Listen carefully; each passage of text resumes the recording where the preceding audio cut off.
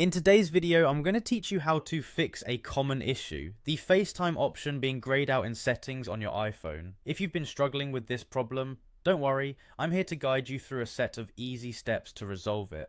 First, let's check your screen time restrictions. Restrictions might be preventing FaceTime from being accessible. Navigate to settings, then tap on screen time. Here, head over to content and privacy restrictions and then allowed apps. Make sure FaceTime is enabled. You should see a toggle next to FaceTime and it should be green. If it isn't, just tap on it to allow FaceTime. Next, you need to ensure that you're signed into your Apple ID. Sometimes being signed out can cause FaceTime to be unavailable. Go back to settings, then tap on apps and choose FaceTime. Look for your Apple ID information. If you're not signed in, you'll want to enter your credentials and sign in. Another possible solution is to check for any available software updates. Outdated software can sometimes cause application issues, so go to settings, tap general, and then software update. If there's a new update available, make sure to install it. This might just fix any bugs that are causing the problem with FaceTime. A classic troubleshooting step that is often overlooked is simply restarting your iPhone.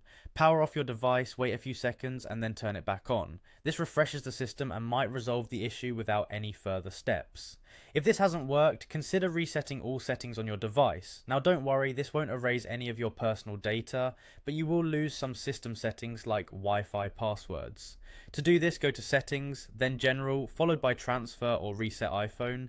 Finally, tap on reset and choose reset all settings. After your phone restarts, check if the FaceTime option is accessible.